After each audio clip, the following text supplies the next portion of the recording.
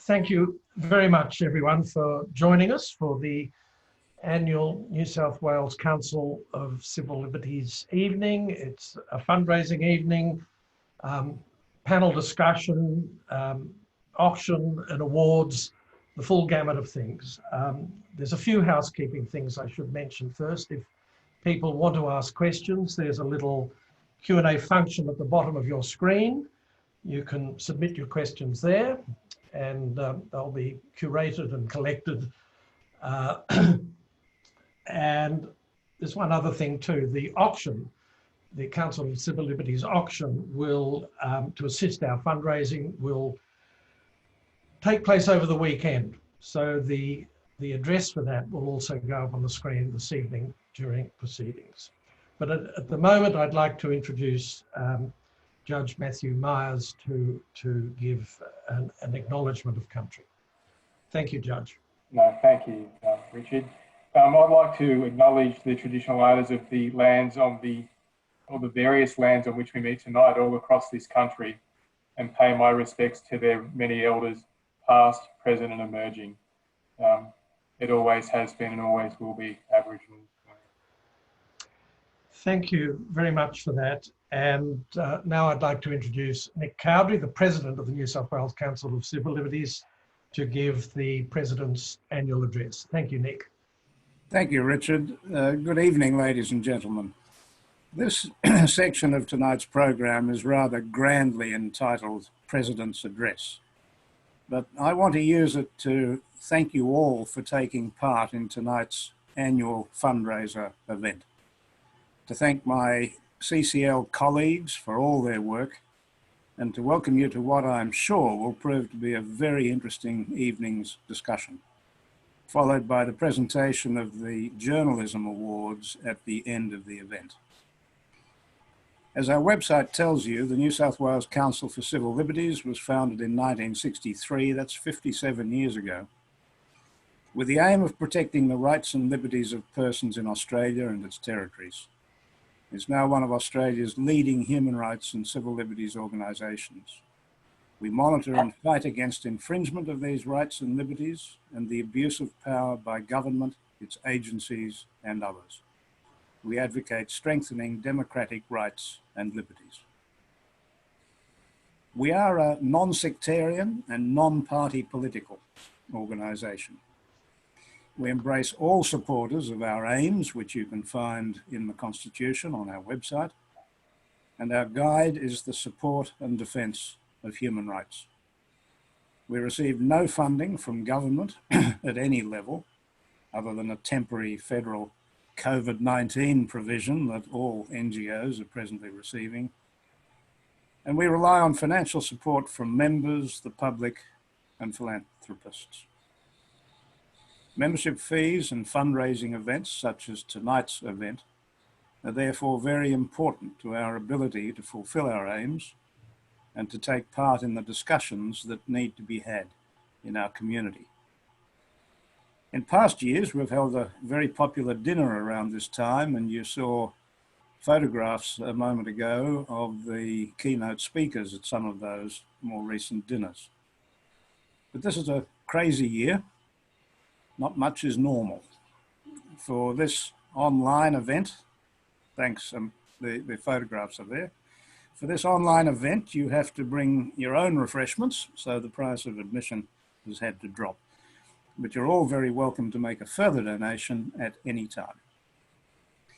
Since the public health orders started to be issued in March, we've been approached by many citizens inquiring about the consequences of those orders, including hotel quarantine restrictions and relief from some of the harsh requirements, about obtaining permission to leave Australia, about the enforcement of social distancing laws, and other novel matters that are quite apart from our usual diet of issues to be addressed.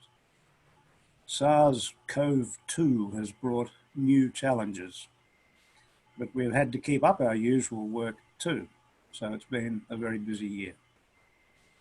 That usual work consists of monitoring human rights issues, responding to those drawn to our attention, preparing letters, submissions and statements, appearing before parliamentary committees, and combining with other civil liberties organisations on a range of matters, including First Nations justice, which is our focus this evening, asylum seekers and refugees, climate justice, media freedom and whistleblowers, privacy and data retention, proposed legislation that may impinge upon human rights, the defence of transparent and accountable democracy, criminal justice, including police powers and mental health issues, and a Human Rights Act for New South Wales and indeed nationally.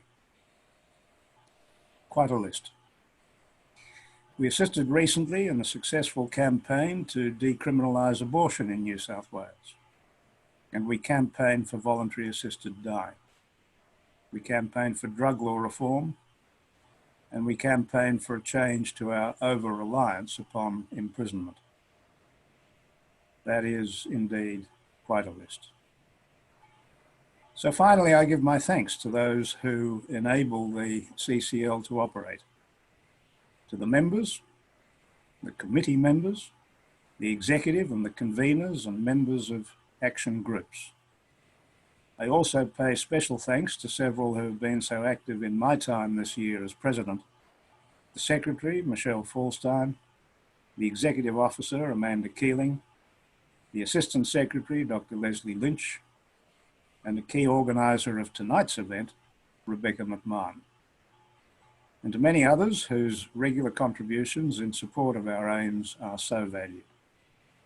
CCL relies on people to volunteer their talents and their time, and these have done so exceptionally.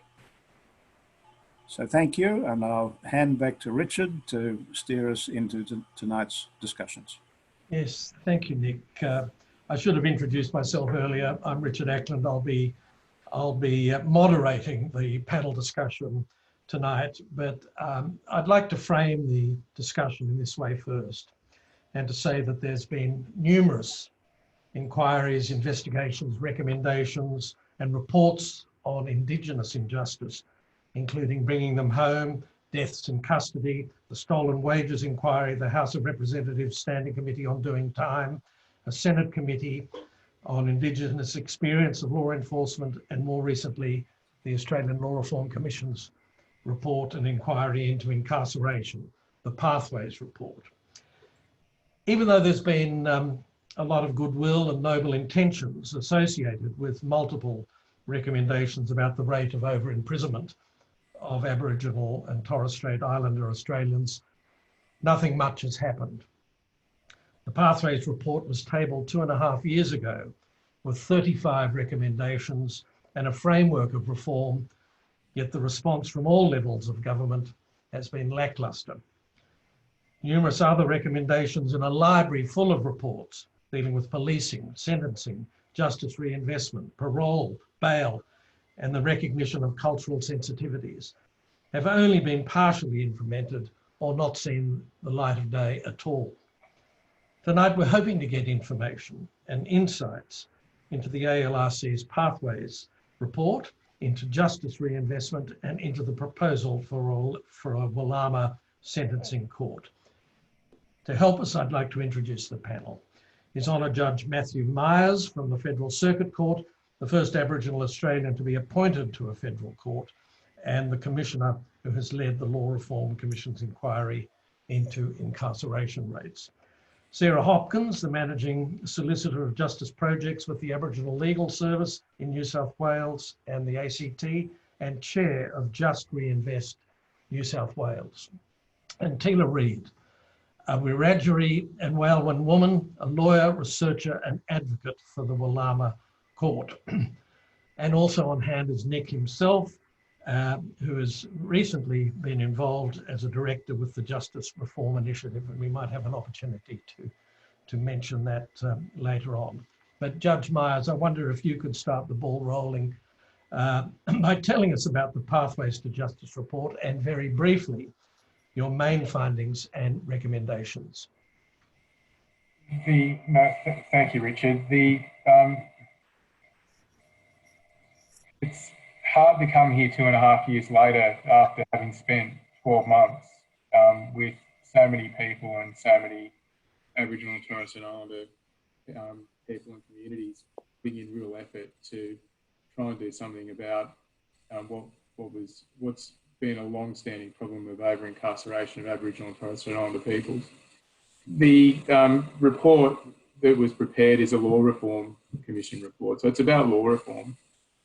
What we were asked to do by the government was essentially provide some information or a report around the way in which laws in this country disproportionately affect Aboriginal and Torres Strait Islander people and see them placed into prison.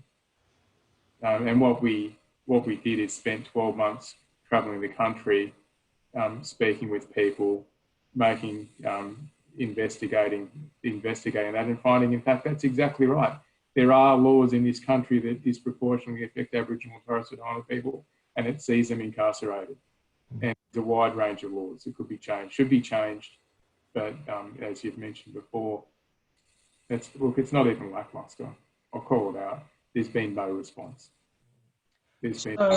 So you know, you don't sound very hopeful, but we must have some hopeful response to this, that there has got to be moves to keep some momentum going. And I know tonight is probably part of that process, but what's your own feeling? Are you downhearted? Are you? Yeah, hugely downhearted. Absolutely I am. I'm downhearted for this reason. I spent my time speaking with people that have been suffering survey fatigue. So many Aboriginal people and Torres Strait Islander people I met with said to me, "Look, thank you for coming and thank you for asking, but we've had so many people from the government come and ask us these questions, and we tell them the answer, but nobody listens. We tell them the answer and they deliver services that nobody needs and nobody wants." One of the big findings in the inquiry was there's a ton of money being spent, but it's being spent poorly, because what we're seeing is money being spent on services that are designed by white people for Aboriginal people, delivered by white people to Aboriginal people, for services or programs that nobody's asked for and nobody needs. But if you ask Aboriginal and Torres Strait Islander people what they need, or if you ask them what their problems are, they'll tell you. If you ask them if you've got a solution, they'll have one. If you ask them what can we do about it, they'll tell you if you only listen. One of the big findings we made across the board in various areas was we need to ask Aboriginal people, Aboriginal and Torres Strait Islander people, what are their problems that they're dealing with, what can be done to fix them, and help them design and deliver to their people the solution. Yeah. I'll give you an example. I was talking out in the country to one of the heads of one of the police forces, and he said to me, in this town that they police, and he gave us an example, I won't say the name of the town, in this town that we police, there are so many NGOs that drive in every day. These NGOs drive in their white Land Cruisers, they open up their services, they do whatever there is they're doing, and at 3:30 in the afternoon they get back in their white Land Cruisers and they leave. And they said, and the only people that are left in the town are the police. And he said, when all you've got's a hammer, everything looks like a nail. In other words, when all you've got is the police force left, everything looks like a crime. And that's what we're seeing right across the country is money being spent. In some cases we found, Sarah will probably talk to you about this, about some of the mapping that she's done in Justice Reinvestment to do with spend. So many times we heard arms of government funding the same program in the same town with different NGOs, not even knowing the funding was provided and not even speaking. Yeah, look, you've painted an unexpectedly depressing picture, but Sarah, I'll pick up what the judges said there and come to you about justice reinvestment, which was one of the key components of the report. And I'd just like you to briefly fill us in about what is justice reinvestment, if you can help us at that first point. Sure, thanks, Richard. So justice reinvestment is about shifting resources out of the prison system and the criminal justice system into crime prevention and early intervention and diversionary programs in community. But But importantly, it's not just about shifting resources, it's about shifting power and power over resources from government into community. So the framework has sort of core components. The first is that it's data driven. So you use data in two ways. The first is to identify communities that are costing the government the most in terms of incarcerating people from those communities. And then you use data as a lens to look at what is actually going on in that community, in terms of identifying the problems, the issues that the community is facing, and solutions. Yes. It's place-based, so that it's it's going to be a different problems and different solutions community to community. When we've looked at justice reinvestment in Australia, what place-based has meant is that it's community-led. So the sort of foundational principle of the work that we do has at its core the human rights principle of self-determination. So how do you put community voices at the centre of developing strategies and implementing a change process? Yeah. So the project most people know about is the one at Burke. So what evaluations have been made about that, and how effective has it been, do you think? So look, I think the really important thing to say about Burke is the most fundamental, critical aspect of the work is that it is a community-led collaboration. So that the Burke Tribal Council has developed a strategy that the system has changed to the extent in Burke that working groups and the service sector are getting together to implement that strategy, to work towards the target outcomes that have been set by Aboriginal leadership. So that's the starting point. The leadership in Burke determined priority areas that went all the way from early childhood through school-age children into the role of men in community, and of course service sector reform. Evaluations that have been done, that sort of impact analysis, have shown signs of very strong early progress and promise. When the work commenced in Burke, it had some of the highest offending rates in New South Wales, particularly around domestic violence, driver licensing and juvenile offending. There's been significant reductions across all those areas of offending, and some real progress made in terms of getting the government and the services to come in behind the community agenda. Teela, can you hear me all right? Yeah, okay. Teela, the Walama Sentencing Court, another of the reforms that are being proposed and for which you are advocating. Can you tell us what is the court and how it would operate? So, thank you. Look, the court is just a reasonable proposal to embed within the court's jurisdiction at the district court level a First Nation sentencing court. It's not radical. It's a reasonable proposal. The legal model is very sound, both legally and fiscally. And I think, from what both Judge Meyer has said in terms of it's not from a lack of something like, money in the world, and especially what Sarah has said as well in terms of reinvestment, it's not from a lack of political will. Community will, I should say. It is political ideology that is stopping it.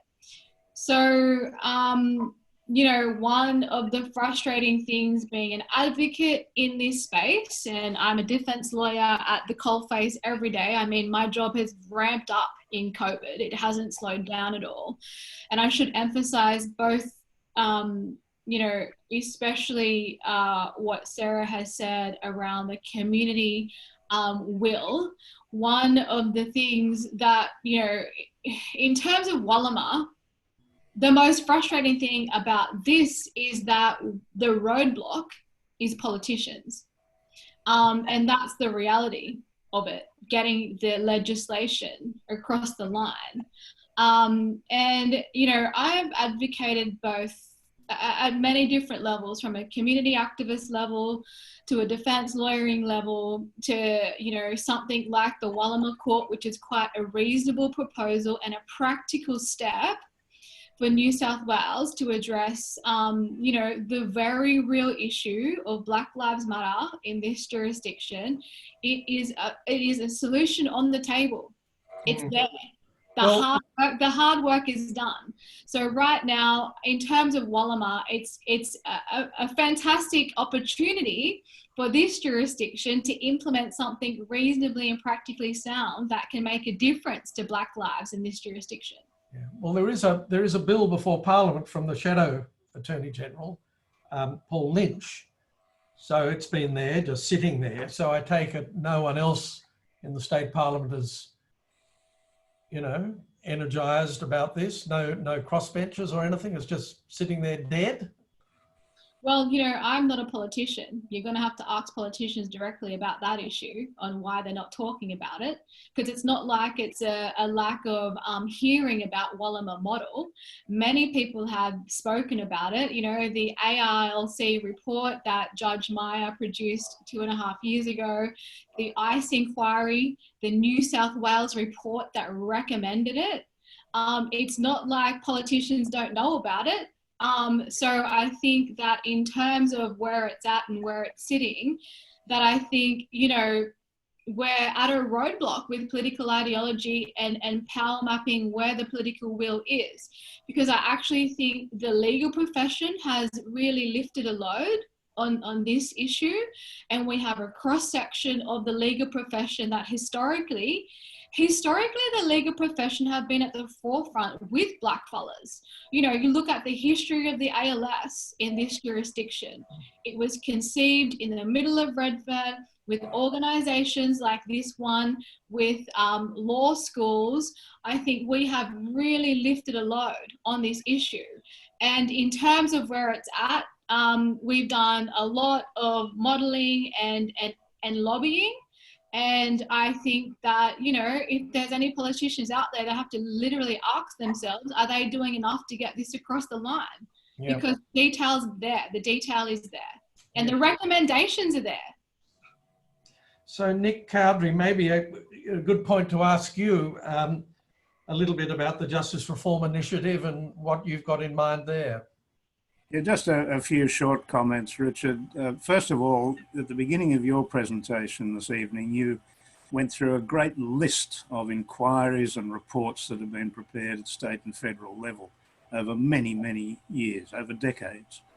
And we have the example of Judge Meyer's Pathways report, which was tabled in federal parliament in March 2018, and to which, as the judge said, there has been no response.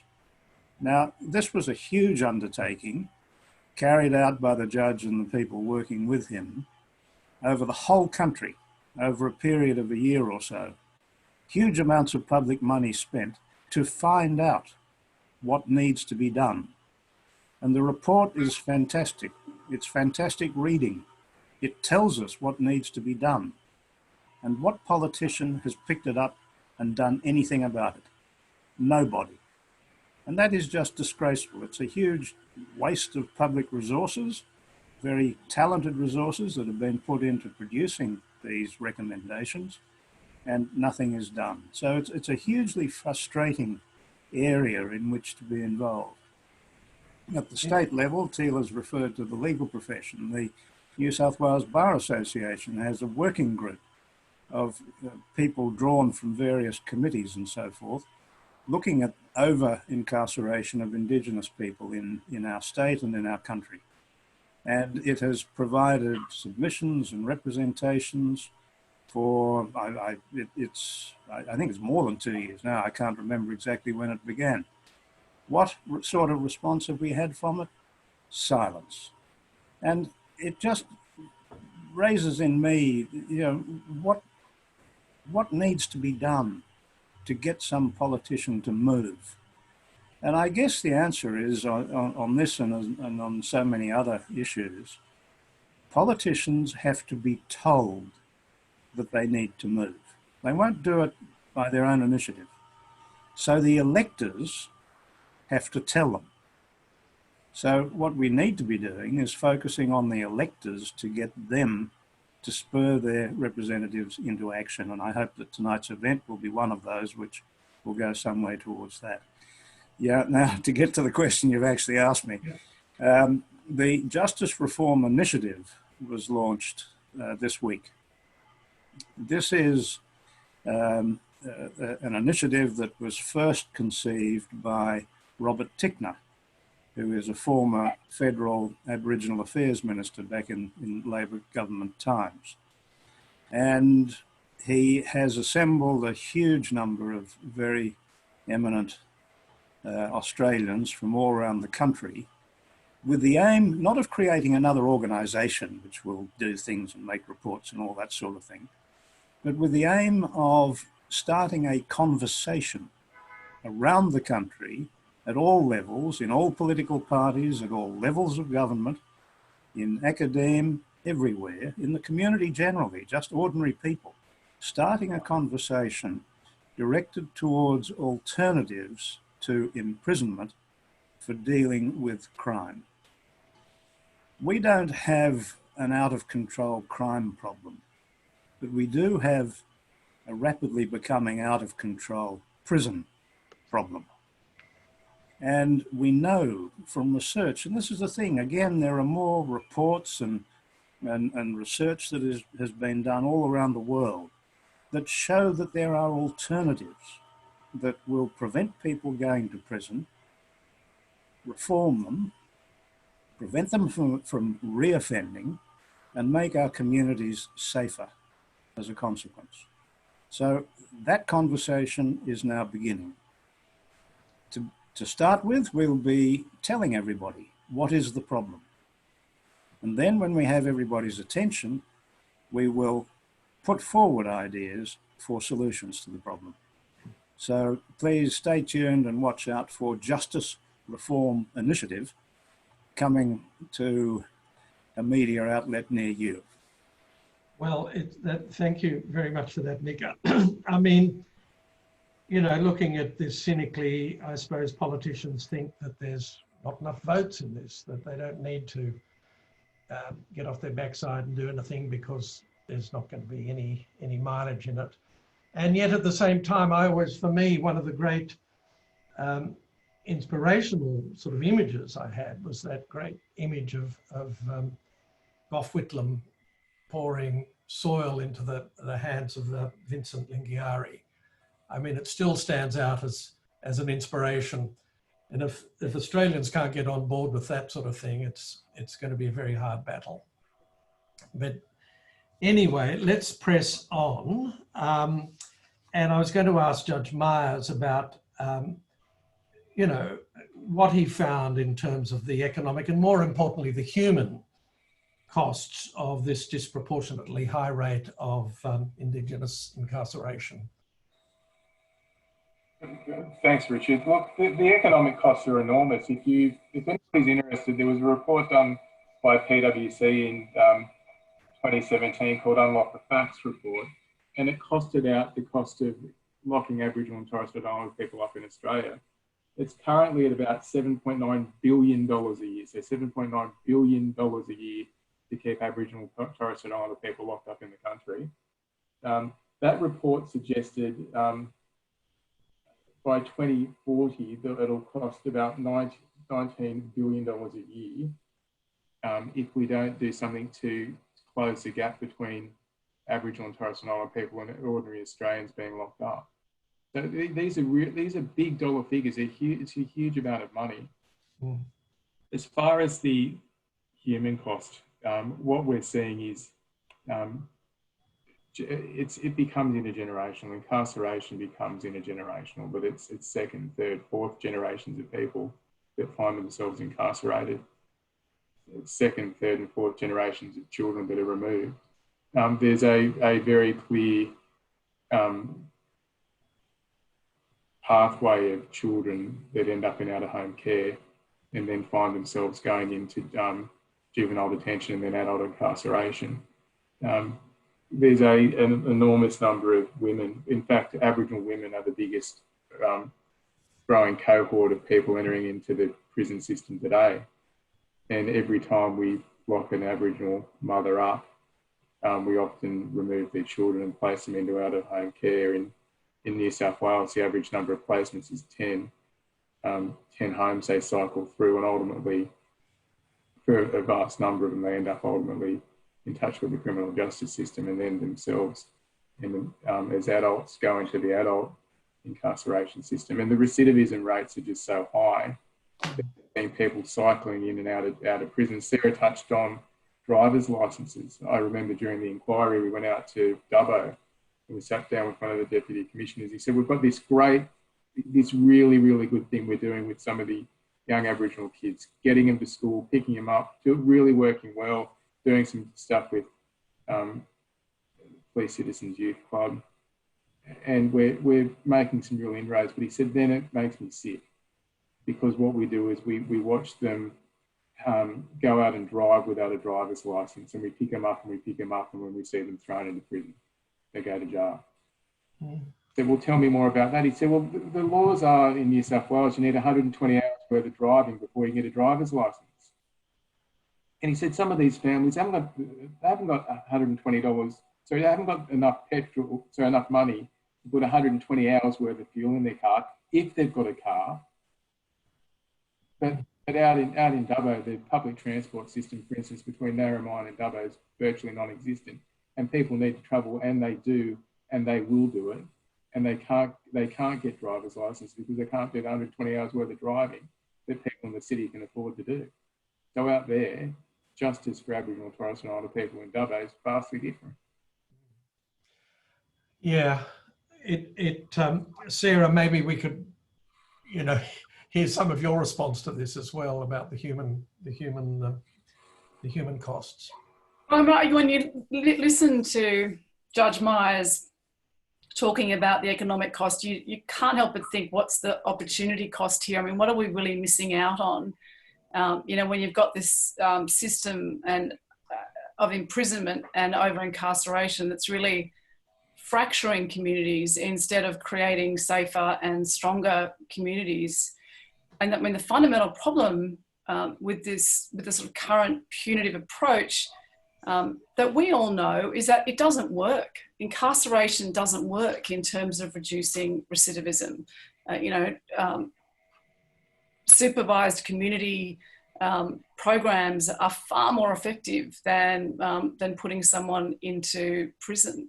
And prison just simply doesn't address the underlying causes of offending and incarceration. And where we need these resources is in programs that do address intergenerational trauma and poverty and issues around inadequate access to essential services like housing and health and education. So, I mean, that's the cost. It's where should this money really be going? Where should the resources be allocated? And who should have power over decisions as to where these resources should go? Because who knows the best? It's Aboriginal communities themselves. Yeah. Teela, what can you say about this? What do you see as the human cost, and what do you think can be done more directly? I think that the human costs are obvious. We're dying before our time. We're locked up at higher rates than around anyone in the world. And I think Sarah makes an important point that, we can often debate the costs, but at the end of the day, this is about power. And this country is not real, and it's not serious about addressing the foundational issues that are the core of the grievance between settlers and First Nations. Many people here would know that I'm not only an advocate for the Walama Court, a systemic change within the court system, but I'm also an activist for the Uluru Statement. And I think they go hand in hand in terms of addressing, as Sarah said, power. This is about First Nations having the dignity, firstly, to be seen as humans in our own country, not just as these entities that can get locked up for the colour of our skin or die in custody. And I think that this country, unfortunately, has not yet addressed the fact that it's built on racist foundations. And that's actually a really difficult conversation for many people who live a life of comfort that these privileges in the system has given them. Because if we are honestly serious about addressing human rights, if we're serious about, reducing Indigenous incarceration, then we have to get really real about delivering power back to First Nations to have self-determination over their lives, over their communities, and over the decisions that are made about their communities. Because it's not like this country has a lack of finances. I mean, it's made a lot of wealth of First Nations countries and resources. And what we are yet to do, I think, is have a serious conversation about a power shift. And that's the difficult part of the activism and advocacy, is because politicians don't want to give up power. And I think, I've been reading lately, a lot of what happened in the 60s and 70s and rereading that kind of activism in the inner city and across central Western New South Wales. And I honestly think that in the last 40 to 50 years, we have become too comfortable. Like, it's been difficult for me as a defense lawyer to even say systemic racism exists without a backlash.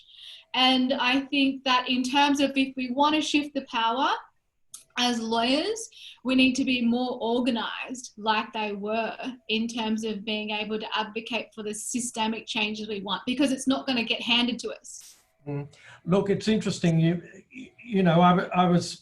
A friend of mine was recalling a conversation that, a talk that Michael Kirby gave to students at the University of Sydney at some SRC event. And, I think it was reported actually that he said that students today aren't radical enough. They're not out there. They're so conservative and intent on and it was the students, as you say, in those days in the 60s that did the freedom rides. It's something you just don't see this today. So maybe it's got to start with young people.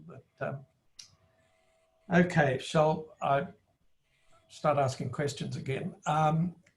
Judge Myers, so among your 35 recommendations, if you could choose, say, only 3 of the top ones, the most urgent ones for implementation, what would they be?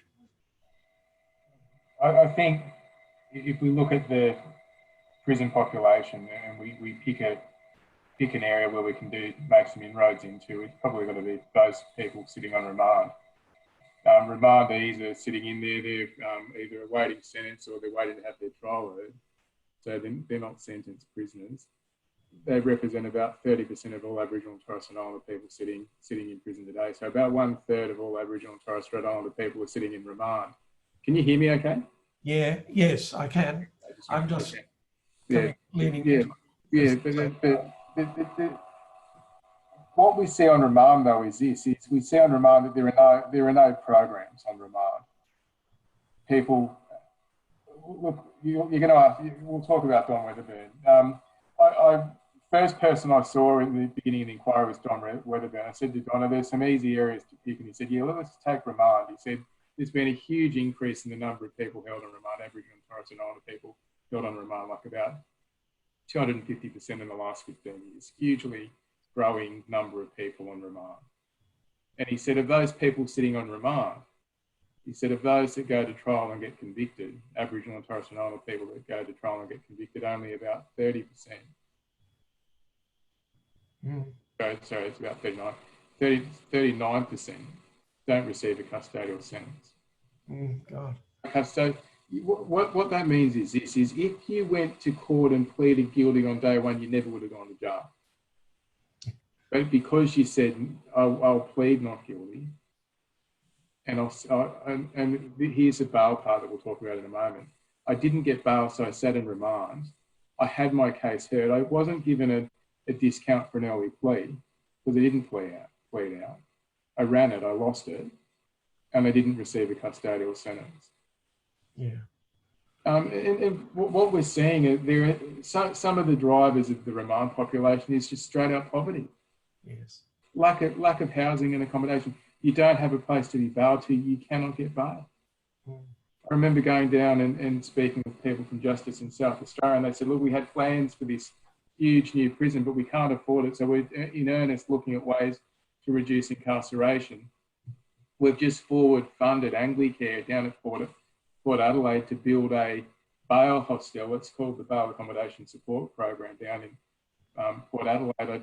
Anybody that's listening, look it up. It's incredible. They forward funded 15 years, unheard of, but they did it. They built it, and people are pouring into it rather than pouring into remand. And they've got co-located services to get people out of that into more permanent accommodation. That's an answer. That's a solution. That's what do we do differently? How do we make some impact? And that's making a big impact down in Port Adelaide. Yeah, that's a very interesting creative response. Yeah. But the other thing is if people are getting sentenced to time served on remand, they're not getting any programs. Sarah said recidivism rates aren't doing anything to help anybody. They're not making society any safer. Well, the answer is for the politicians, no, it's not. There's nothing safe about putting somebody in prison and then letting them out. What it's like is really doing this. What you're doing is you're taking an offender, you're pressing a pause button on their offending behaviour whilst they're in prison, and as soon as you release them, you're letting the pause button off, and they play the same tune over and over again because the recidivism rates are so darn high. Because in prisons, people aren't getting, if they're in remand, they're not getting any programs, or if they're in mainstream prison, they're often getting services, or they're getting programs that are designed for somebody that's not Aboriginal and Torres Strait Islander, that aren't really things that they need and aren't things that are really going to help. Yeah. That's a really big area that I think we've got to look at. We've got to look at doing something around remand. Well, we've got to do something about all the recommendations, by the way, because everything has a knock-on effect. The biggest issue for everybody is recidivism. Yeah. We'll go cycling in and out of prison. Have you, Sarah, with your with Just Reinvest, has it had a marked effect on recidivism? Yeah, I mean, look, it's early days in terms of the work in communities. And so, you know, there's been some really good results, as I said, in terms of offending and yes, and recidivism. But really, I think what's really important here is that these sorts of targets, and they're justice targets if we're talking about reducing recidivism, it's one of the Premier's priorities as well in New South Wales.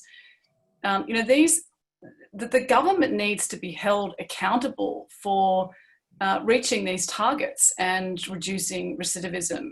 I mean, communities like Burke, and now we're working in Moree and Mount Druitt, they are stepping up to the plate, and they are really the ones doing the heavy lifting on developing strategies and targets and developing community-led collaborations. Who needs to be held to account now is government to step into the space and support this work in communities and drive a change process that actually does start having, you know, serious impacts when it comes to reducing recidivism, which is all about preventing offending from happening in the first place. And what we know, you know, around incarceration, you know, Matthew said it puts a pause on offending. It's actually worse than that in so many instances. It accelerates and amplifies offending behaviour, particularly with young people. You know, it's a treadmill. So, you know, I think that yes, there's been some good outcomes in terms of recidivism, but let's get real about it, and let's hold government to account for really creating you know, lasting change and reducing those offending and reoffending rates. Because what it's about is addressing the root causes of offending and supporting Aboriginal people to keep away from the criminal justice system in the first place. So can I move on now to some of the sort of contentious issues that, and Teela, you in your Sydney Morning Herald article from June, I think it was, said, quote, "We need systemic change to eliminate institutional racism within the courts," unquote. And that drew a sharp rebuke from the head of the Judicial Conference of Australia, Justice Kelly in the Northern Territory, who said there's no institutional racism in the courts. And you've mentioned racism tonight, of course, but so I just wonder, you're sticking to your guns on this? I think if you deny racism exists in Australia, then you're the problem. Mm-hmm. I think the statistics reveal that disproportionately Black people, black-skinned people are disproportionately affected. The way in which the system operates, whether it's policing or over-policing Black communities as opposed to non-Black communities, it is in and of itself racist. And this is actually the reality of what I try and get to the core of, is if unless we speak about it and have a conversation about it, as difficult as it can be for some people who don't experience it, because if you don't experience racism, then it's invisible to you. As a black-skinned person, I get it more than a light-skinned person. And I think the thing for me is, like, I know who I am, I'm very strong in my identity, and that I can front up every day and be confident in and of myself. But for many Black people, that's not the reality. Why is it then that we are the most incarcerated people on the planet? We are not an innately criminal people. That is a direct quote from the Uluru Statement from the Heart. So, I mean, you know, one of the things is, as First Nations peoples, we have historically experienced racism. It's been legal in this country to hunt us down, to kill us, to incarcerate us. I mean, those issues aside, even, what are the solutions then to addressing these systemic problems? And I think, you know, Sarah has been quite practical in the things that she has said tonight. There are community solutions to these issues. And I mean, I would even go further, and I would say we need to get more serious about prison abolition. We need to get more serious about, you know, divesting from the police as institutions and being more radical about investing in communities and hearing these community voices. And when it comes to, I guess, I mean, we have all lived through the pandemic, through Black Lives Matter being elevated, that conversation being elevated in our communities. And you know what? Within the last 24 hours, we've seen another First Nations woman in Meanjin die in custody. At what point and how many more royal commissions or how many more reports do we need to tell this country that we need to get real about systemic changes? And not only that, for accountability on these issues. I mean, no royal commission's going to save us. No report's going to save us. At what point do we have to, at what systemic level are we capable of holding the politicians to account when it comes to this? You know, Auntie Tanya Day, recently, the coronial from down south in Victoria, there was a decision not to prosecute that. As a defense lawyer, I understand the difficulties in that. I get that, the difficulties with whatever the evidence might be or whatever, you know, the legal argument that was run. But people are dying. And I think that you can't continue to rack up these statistics without some systemic accountability. And I know for a fact that there are issues with the police investigating themselves. I mean, it certainly is. And I just want to emphasize this point. This point is that the whole activism and movement around enshrining a First Nations voice in the Constitution is grassroots and community-led, and it's about reshifting and redistributing power. And that is a community idea. And the reason it keeps getting dismissed is because of the threat of the accountability mechanism that it can hold in our communities. And I would urge the legal profession to continue to mobilise around that movement to call for it.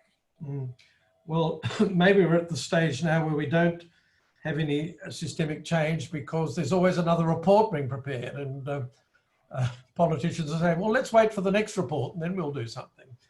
But we may not see, we may not feel as white people a lot of racism at all. But certainly we can see it on television from time to time. You see police kicking an Aboriginal boy to the ground, kicking his legs away and so on. So Sarah, I just wanted to ask you about police racism, and in your experience, would you say there's racism in the way policing is conducted, and how should it be addressed? I think there's absolutely no doubt, Richard, that there is racism in policing, and I think that if you start, asking questions around systemic racism in the criminal justice system, that's the place you have to start, which is policing. I mean, you only need to look at the suspect target management plans in New South Wales, the process of targeting particular community members, offenders, and the way that is implemented, in somewhere like Western Sydney, of all the juveniles that are the subject of suspect target management plans, over 70% are Aboriginal young people. What we really need to do here is pull back from this model of policing, which is proactive and punitive, and work towards community policing models, community-led policing models, police-community partnerships that will create, a system through which Aboriginal young people can be supported. So, in Bourke, for instance, the police will attend the Maranoka Community Hub, the Aboriginal Hub, every morning at 9:30. They will talk about what's happened in the last 24 hours, and they will try and avoid having to initiate action with Aboriginal young people and instead link in services to support them and keep them away from the criminal justice system. There are ways to do this. There are solutions. If police start thinking outside the box and they are supported by government to do that, then they really can start addressing these issues of systemic racism in our criminal justice system. So I've just seen a message here from Rebecca to ask everyone, what do you think is the impact of institutions such as community corrections who make assessments and supervise people on community orders, being non-Indigenous organisations? What would be the significance of Aboriginal self-determined supervision and support? So maybe Sarah, you could have a go at that as well. Yeah, I mean, look, the New South Wales, a few years back, introduced a criminal justice reform package, and there were some really sensible proposals in that package, and they've been implemented. Part of the issue there was around how you can make sure that there's diversionary options that are available through all communities in New South Wales, so that there was equal access to what's called intensive corrections orders. Now, obviously, what was going to be required there was that there be funding for those alternatives in all communities in New South Wales. What the New South Wales government did was they funded community corrections to provide those alternatives. So if you're diverted from custody and you have an intensive corrections order, by and large, you will then have a community corrections officer implementing some program. Now, what we really need here in Aboriginal communities is for those funds to go to Aboriginal community controlled organisations so that they can make a determination about what is going to work best to keep someone out of custody and away from offending behaviour, not community corrections. Government needs to start to be serious about diverting these resources out of government and into communities. So I think Rebecca's question is a really good one. Yeah. So Richard, could I take up your invitation Yes, to please. butt in and just make a couple of comments about some things that have been said. The first is this question of racism. If you go to an institution like a court, which is comprised very substantially of non-Indigenous people and organised and run by non-Indigenous people, and accuse them of being racist, they will quite naturally arc up and say, no, we're not. And as a question of personal motivation, they are probably not racist. In fact, they are probably trying very hard to redress some of the injustices that are occurring. The difficulty, though, is that they have to work within a legal framework, and it's that whole legal framework which, in its application, creates what could be perceived as racist outcomes. So it's the laws and the structures, and there was talk about the police and the way that they operate, and those sorts of things. That and Judge Myers' report was very much directed towards this sort of issue. That's where the changes need to happen. There's been some interesting work done by Associate Professor Talia Anthony at UTS about the history of policing Indigenous populations in Australia from the time of colonisation. And she and her co-author draw a distinction between different kinds of policing systems. When the English came here and settled the place, or settled into the place, they brought with them what could be described as an Irish form of policing. That is, policing directed towards the control of the local population. They did not bring with them an English form of policing, which developed more substantially a bit later, of service to the community. So that then has continued on and created the rules and the procedures that have been applied by police right across Australia. So I think we started badly, and certainly reading the early history of policing in Australia, we didn't make any forward steps for a very long time, and we're left with that legacy. So they're just a couple of things that I thought. No, that's great, thank you. I just didn't see these messages, but there's a message about tweeting if people want to tweet. There's a hashtag NSWCCL Justice 2020. And so also to ask the panel, what can law schools and law students do? We've only got 5 minutes left for questions actually, so there's a few more to go. So what can law schools and law students do to most effectively assist in addressing some of these issues, and the views of the panel on Raise the Age campaign, given the disproportionate impact on young Aboriginal and Torres Strait Islanders, and how can we implement this integral change? Yeah, can I just jump in there and just start to answer this? Because I do feel like I need to emphasize this point. But nowhere in my writing and nowhere in my advocacy ever have I called out anyone in particular for being racist. That was a response. That was a personal response to a piece of writing that I had written on really, I think, well thought out ideas that I've been working on for years. And I had called out institutional racism. And for whoever to take personally the things I write, clearly are not seeing the way in which systems are functioning. And I maintain my position that is the institutional operation of the way in which these systems function are inherently racist. Yeah. There has been research first and foremost. Perhaps correct me if I'm wrong. I think it was the ANU about conscious and unconscious racism. And if you take even the statistics from the highest level of an institution like that, then there are inherently people here that have probably showed up tonight that have some kind of unconscious operation in them of racism.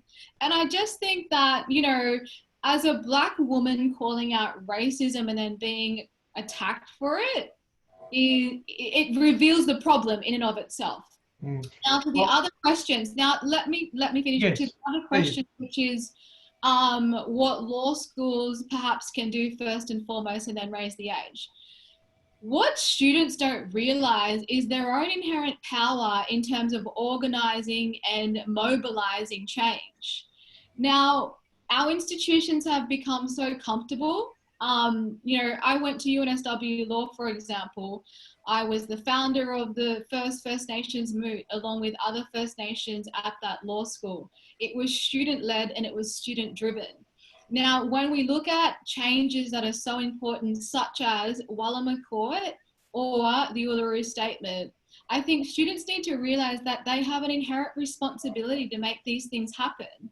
And there are no rules to these kinds of changes. Like, it is about purely organizing our own activism to get the work done. And I mean, I don't really want to comment on raise the age, so I'll leave that to someone else to answer. Okay. Look, I haven't got the quote from the judicial conference here, so I'm got sort of one hand tied behind my back, but my memory of it was that she was responding to the accusation of institutional racism rather than an accusation of racism against individuals. But that doesn't take us any further with the discussion that we've been having.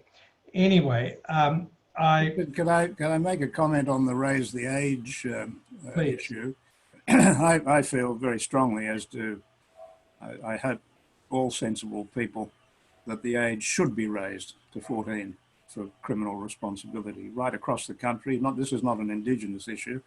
This is something that affects every child in the country, but disproportionately Indigenous children, of course.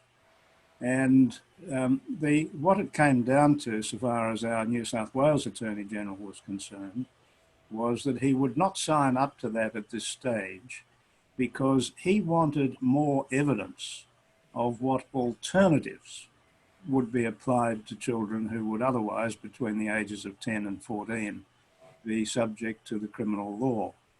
Now, there is a lot of evidence of that sort of thing around, and I would have thought that he, as the Attorney General, with the government at his beck and call, is the person who should be providing that evidence of what is available. But he has passed the buck, put it over for another 12 months, and in that time, probably a large number of young people will be disproportionately punished for their bad conduct.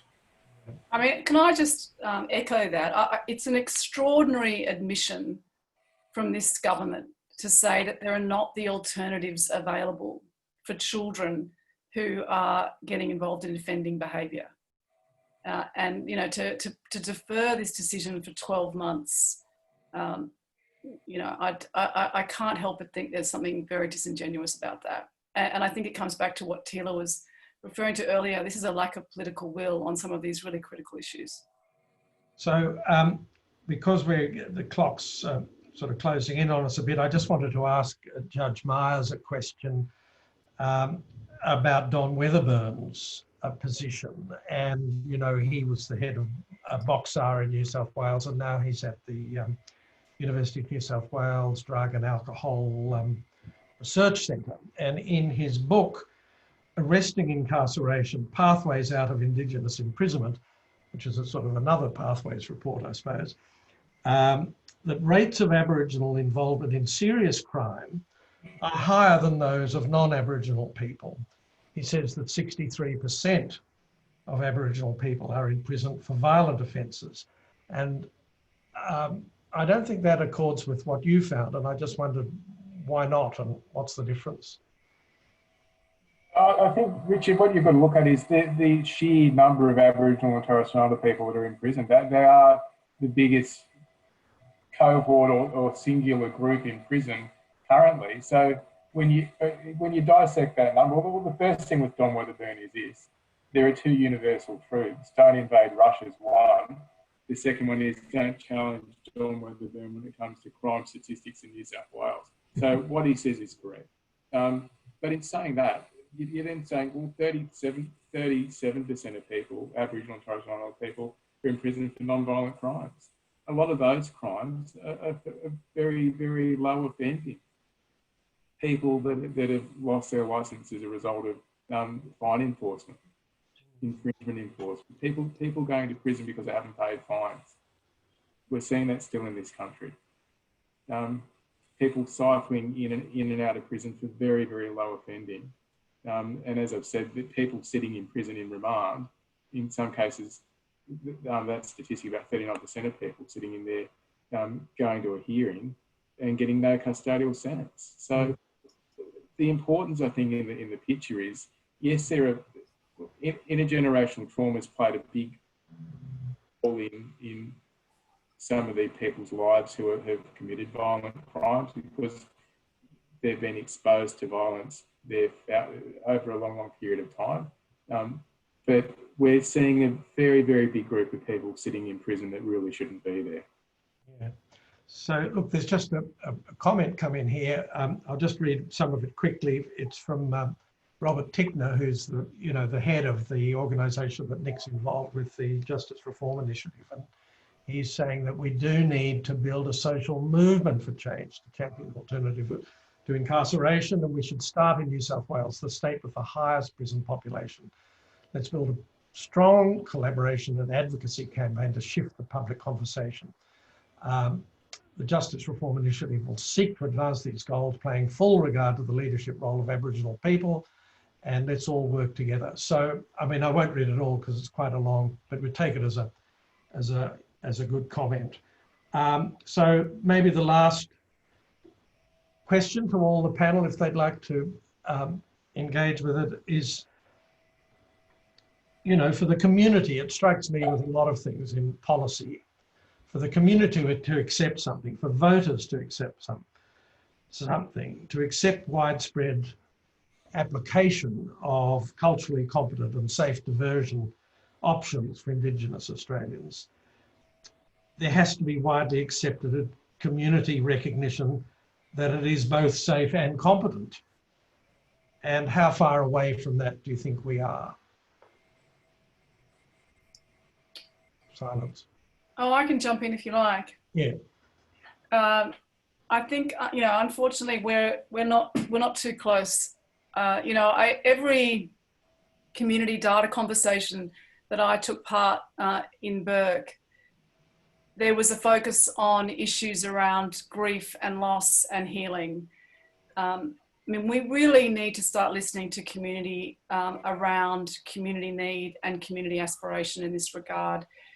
Any diversionary options that we're talking about, Richard, they need to incorporate this focus, and they need to meet the needs of Aboriginal people. And these are really complex issues.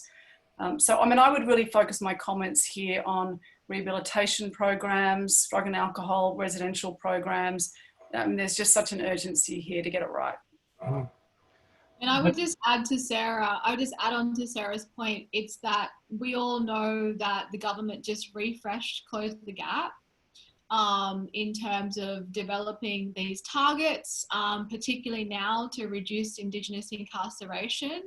And, the community level is really important, particularly with the inquiries that have come out of New South Wales, the ICE inquiry, the need for more rehabilitation centres. But I also think that finally, just saying between now and those close the gap targets being refreshed, and then the jurisdictional response to them, between now and November is a really important time to put on the political agenda the Walama Court. Clearly, a systemic and practical change that can happen now, and we can allow the other community things to flow from that. And I really would urge people here that what we need to do is, in terms of developing the people's movement or a coalition or strategies for change, we need to be very clear and precise about what we're demanding in New South Wales. and the priority for that right now has to be the Walama Court. Yeah. All right. Judge Myers, would you like to say a final thing about, you know, the politics of all this, getting the community to understand, getting the community to accept that all these alternatives that are being proposed are both competent and safe? It takes an enormous political effort to do that. So, for the politicians, if they can just remember this, there's nothing safe about locking people up and helping them to become better criminals, putting them in a place where they're abused, putting them in a place where they get no services, where they get no rehabilitation, and then letting them loose. There's nothing safe about that. It's not safe for them, but more for the politicians. It's not safe for our community. There's some real value to the community in doing something about this. It'll make a long-term difference. Financially, you can't afford it. You cannot afford to keep building jails at the rate you're building them. You will run out of money. It's not going to work. So maybe it comes over time. Sorry, Nick. Yes, please. It comes down to the motto of Justice Reform Initiative: jailing is failing. Look, thank you all very much for. I think it was a good discussion. You know, one little drop on the stone may be, and let's hope it is, and that something gets worn down ultimately. But it was worthwhile and informative, and thank you all very much. I'd like to thank His Honour Judge Myers, Sarah Hopkins, Teela Reid, and Nicholas Cowdery. And now we're moving on to a question from the congregation. So how do I do that, Amanda? Do I just click the Q&A, do I? She's about to tell me. Q&A, okay, I don't have any open questions. There's just questions to the panel. Let me see if I can find them. Here's one. What can allies do to support the cause and show that Black Lives Matter? What can allies do to support the cause and show that Black Lives Matter? Allies. I think it's absolutely more than just showing up to protests. One of the things we've seen in Australia is that the really actually good thing from politicians is they've been able to diffuse energy from those really big people movements. And I think what allies can do is to hold space and give up their time, like volunteer if they want to, you know, hello, I'm looking for people to come now and jump on board the Walama Court movement.